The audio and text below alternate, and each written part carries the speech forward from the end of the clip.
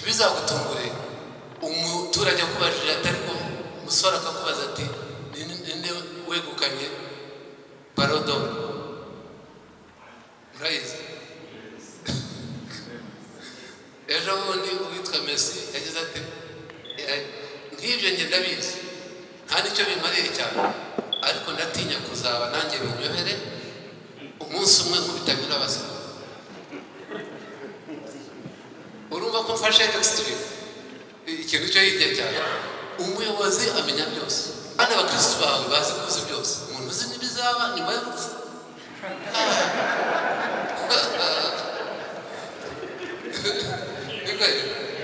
abantu bamenya n'ibizaba nyuma y'urupfu murumva mwana wahawe kumenya wahawe barodo cyangwa ukananirwa kumenya ejo heza ntibishoboka azi n'ibizaba nyuma y'urupfu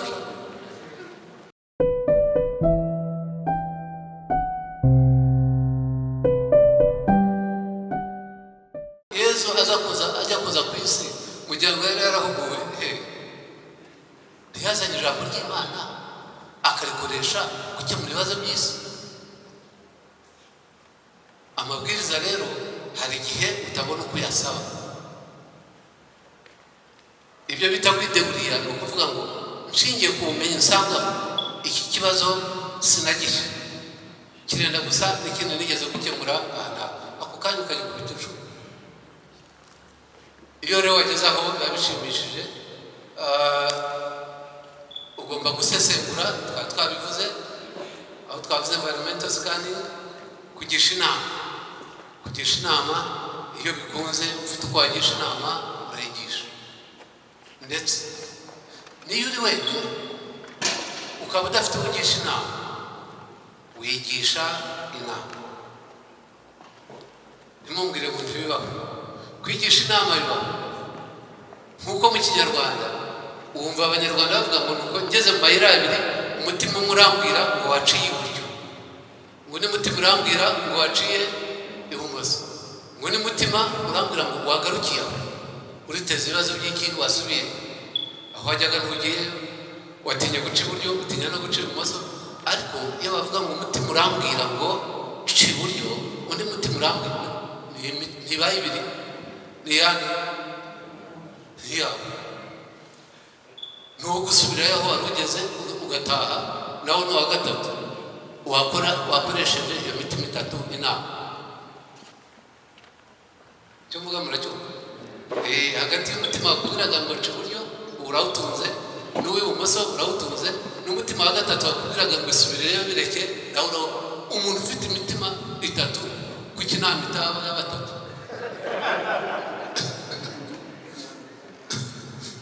Niho rero hazaza yo kugera muri amayira abiri ukiyumvira ukurebera kure akagira ngo uri umusazi wagendaga none urahagaze nyine urahagarara ya nama ikabanza ikaba iburyo kubera iki ibumoso kubera iki gusubira nkitahira kubera iki ndabwira ngo iki abari bano noneho inama ikabera mu mitima yawe itatu cyangwa itanu hanyuma ugafata icyemezo. Ikindi ni uko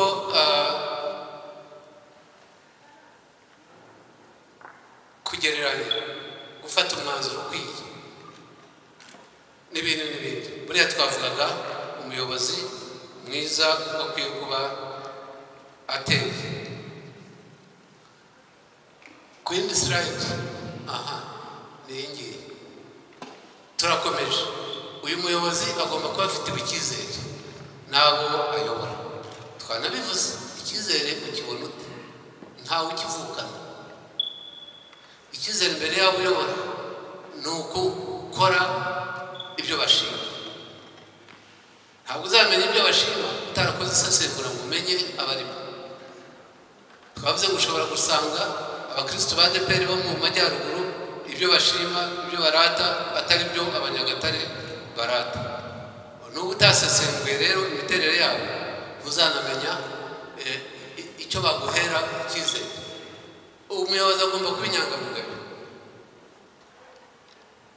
akagendera ku ndangagaciro z'umuco nyarwanda. izi nazo twavuze ko hari aho ziri mugiye kuzihawe. Umuyobozi agomba guhora yiga, agomba guhora yihugura, agomba kutaba nanjye binyobere muzika. Uzi gufata nk'umuntu nka representa batari ko kubera iki habaho za regiyo hasi haza hakaba ati nanjye binyobere, kandi umubaza ibya DP nanone umuyobozi ntaba nanjye binyobere, kandi umuyobozi ntamenya ibyo akora gusa, amenya n'ibindi. Abaturage, abo twita abaturage, nahoze mbabwira ngo umuturage iyo umuyobozi w'umudugudu amuhemukiye agenda atuka avumira ku gahe, iyi leta ubwo ni ukuvuga ngo yamugaye agaya na Kagame. Umuturage ni uko ameze. Ntabwo umuturage azi ibyo wize muri kaminuza cyangwa muri segonderi niba waranayigeze. Niyo mpamvu yumva ko pasitori agomba kumenya byose. Ntibizagutungure umuturage akubajije atari ko umusore akakubaza ati ninde wegukanye parodo, murayizi? Ejo bundi uwitwa Messi yagize ati nk'ibyo njye ndabizi nta nicyo bimariye cyane, ariko ndatinya kuzaba nanjye binyobere umunsi umwe nk'ubitabira abasaba. Urumva ko mfashe extreme ikintu cyo hirya cyane. Umuyobozi amenya byose, ndetse ntibuzajya mwumva akantu gashya kadutse. Nk'ubu hari ikintu kigezweho cyitwa ejo heza, hari ikintu kigezweho cyitwa ikofi. Abakristo banyu hari izindi nzego zibahamagarira kujya mu ikofi no kujya muri ejo heza, wowe akaba ari mu gicuku, kandi abakristo bawe bazi kuzi byose. Umuntu uzi n'ibizaba nyuma y'urupfu.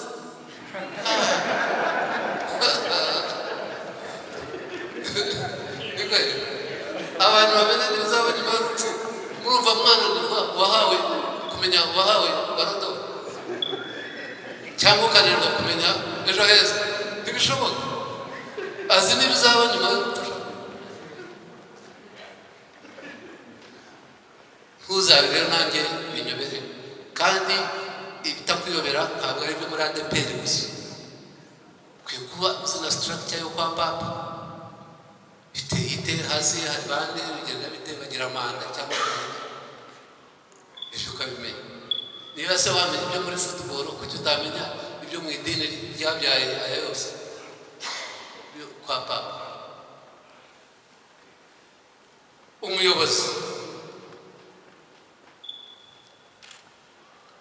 Umuyobozi sinanjye binyobere. Umuyobozi ni umuntu udasuzugura abayobora, abatega amatwi akanabafatanya nabo gushaka ibisubizo. Kudasuzugura uyobora biguhesha agaciro, ukagirirwa icyizere. Iki ni mukembe. Ariko burya tujye tunavugisha ukuri. Mwari muzi ko bariya twitwa ko tuyobora, mwari muzi ko aribo badutunze? Udatunzwe n'imisoro y'abanyarwanda batanga ikajya muri Rwanda Revenue ikazaza yitwa umushahara wa runaka, atunzwe n'imisanzu ya FPR cyangwa n'amashyaka atangwa n'abanyamuryango, hanyuma akazaza ari umushahara wa Karinamaryo akawita umushahara ariko waraje ari imisanzu y'abanyamuryango.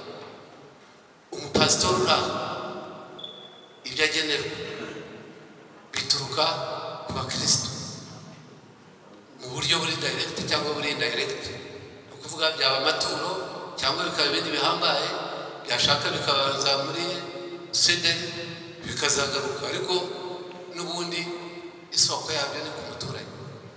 Uriya muturage rero araduhatse.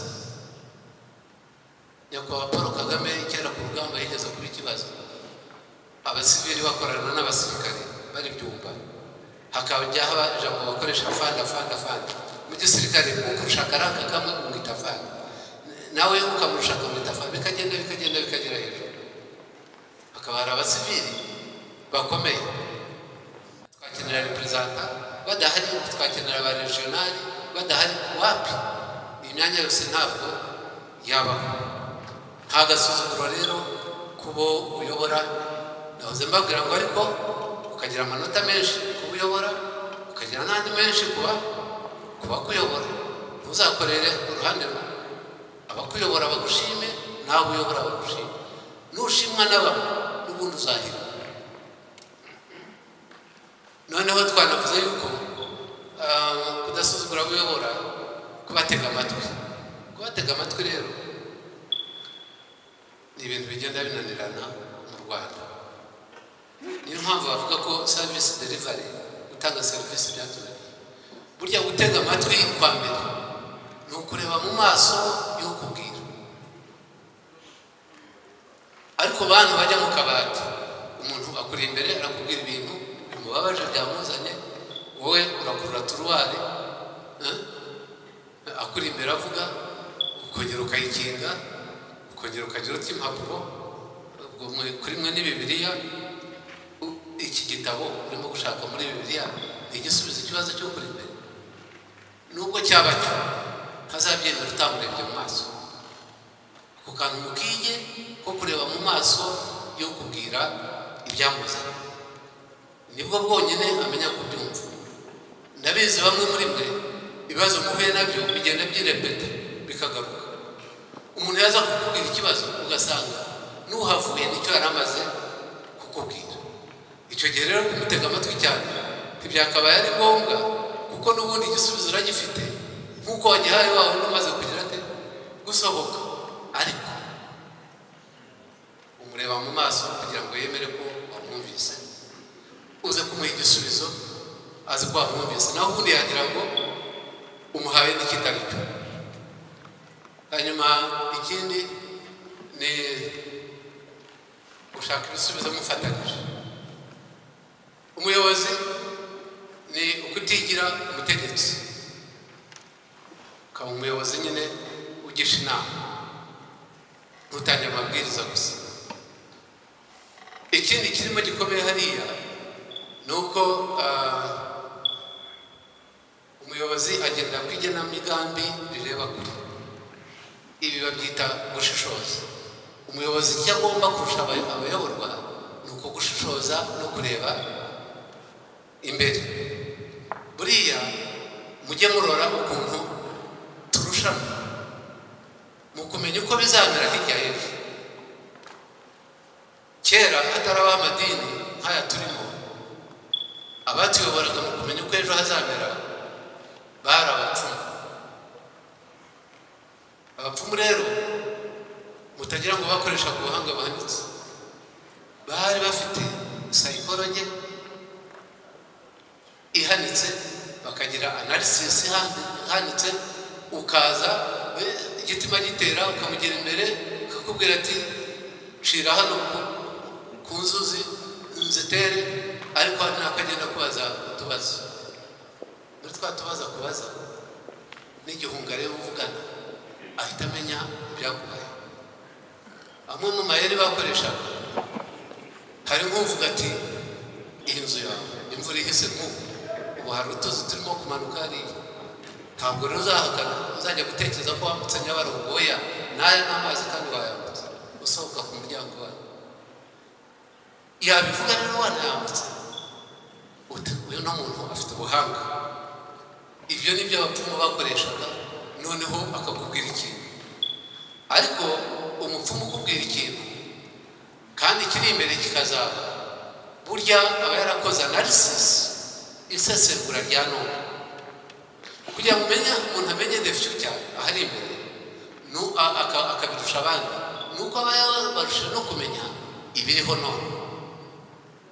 Iyo ibiriho none utabimetereza, ushobora gukora projection umenye bizaba mu myaka 30 iri imbere, wenda uzaba utakinariho, ariko kandi bikazaba. Umuyobozi rero nuko akwiye kubatera.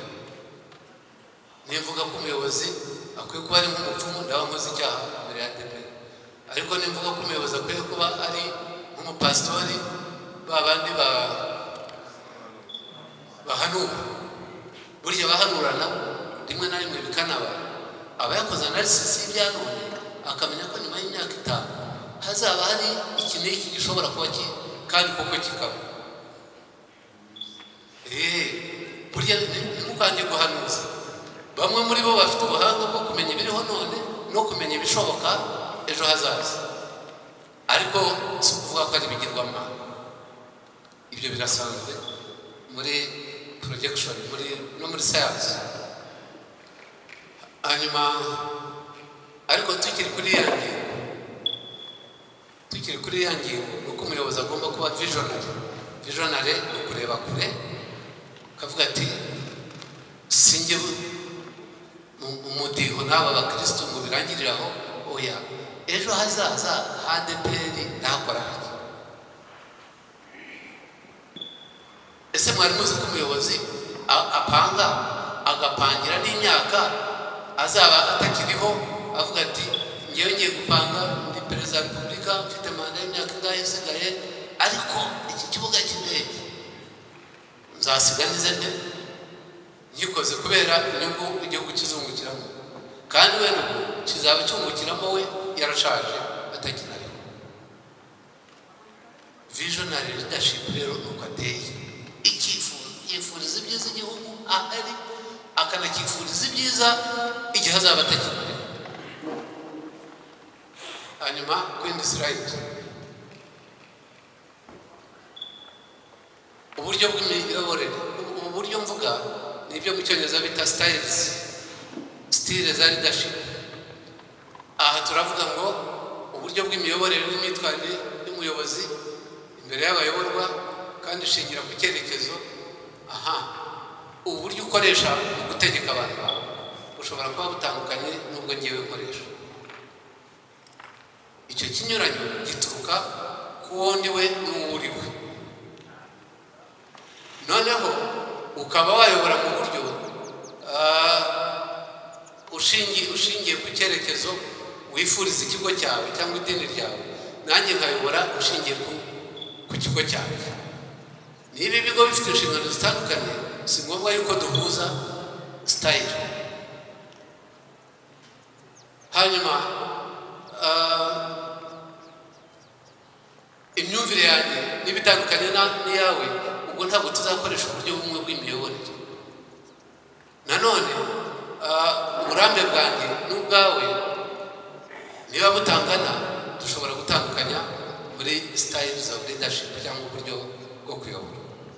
Dore rero bumwe mu buryo bukunze kuvugwa, nabushyize mu cyongereza kugira ngo abakizi bumve neza icyo bivuze: authoritarian, coercive, centralized, dictatorial, autocratic style of leadership.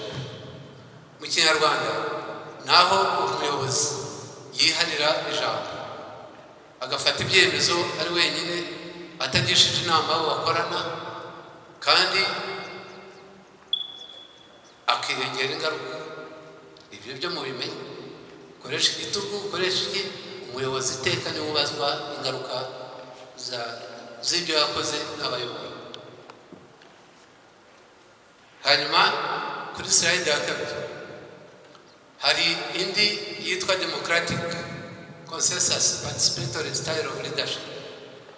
Aha naho umuyobozi agisha inama abashinzwe mbere yo gufata icyemezo, mbere yo gutangira igikorwa icyo ari cyo cyose, yabanje kubaza bagenzi be, ariko nawe akaba yatanga igitekerezo, kuko nawe nyine ni umukozi muri icyo kigo nubwo ari umuyobozi. Iyo akoresheje inama rero birumvikana ko atakwihima ijambo, ariko biba byiza iryo jambo ryihaye nyuma y'amagambo y'abandi. Iyo uzanye ijambo ryawe rya mbere uri umuyobozi, abayoborwa bumva ko ari itegeko, ntibirirwe bavunika bashakisha izindi alternatives. Ujye wirinda kugaragaza uko byumva mbere, tureba iminota igiye gushira, ariko ubundi urabanza ugatanga ijambo hanyuma ukaza kuvugana. N'indi ntege tujya tugira, tuva nk'aha tukajya mu karere turi abantu nka 6, abadepite, abasenateri, abaki, chairman akayobora inama, hanyuma ugasanga igihe cyagera cyo gutanga mikoro hakabaza n'ubundi abicaye kuri ya meza y'imbere. None se abantu mwazanye mu modoka, uvuye i Kigali mugiye mu karere ka Gisagara, none mugeze no muri sale ya Gisagara, abari mu mwibanza mikoro. Iyo buriya sibyo. Iyo abayobozi babatumye kujya kugisha inama abaturage ku kibazo iki cya mituweli cyangwa se ibyo bita school feeding byatunaniye, kugaburira abana ku mashuri, mwagerayo aho kubaza visi meya ushinzwe imibereho myiza, ukabaza gitifu w'umurenge n'uyu, akaba ari mwebwe ko mwicaye kuri meza, mufata kimwe cya kabiri cy'umwanya mwivugisha. Nabyita kwivugisha, kuko nimwe mwazanye ubutumwa mukeneye feedback iva mu bandi, none nimwe mugiye kwizengurukaho n'ubundi mumara iminota mwazanye mu modoka kandi muri mugende mu yindi. Nicyo mwibagiriwe hariya mwacuzuza mutaha muri mu modoka. Niba ari perezida agiye ahantu gusura abantu, akajyana n'abamwungirije, akajyana na secretary general, ijambo niribanze rihabwe abasuye, hanyuma iryanyu rigorora, rinoza, rize nyuma. Ariko uyu nguyu murebe ko nawe yirengera ingaruka. Uwabaye wa kabiri wirengera ingaruka. Slide ya gatatu iyo bita SFR, free rein delegative style of leadership. Aha iyo bimeze biti, uyu muyobozi ntayobora, ahubwo arekera hariya n'abayoborwa, arekera abayoborwa gufata icyemezo no gukora ibikorwa uko babyumva. Abakozi bagiye gusigara mu kigo babikora uko babyumva kandi babemera, ariko nawe wirengera ingaruka zabyo. Rero bigaragare ko nta muyobozi urengera ingaruka. Uburyo wakoresha ubwo aribwo bwose ni wowe ugomba kubibazwa. Hanyuma iya nyuma ni situational style of leadership. Aha ni ukuvuga ngo umuyobozi ashobora kuvanga buriya buryo butatu twavuze, akabukomatanya bitewe n'ikiriho, bitewe n'igikorwa icyo ari cyo cyangwa ibihe muri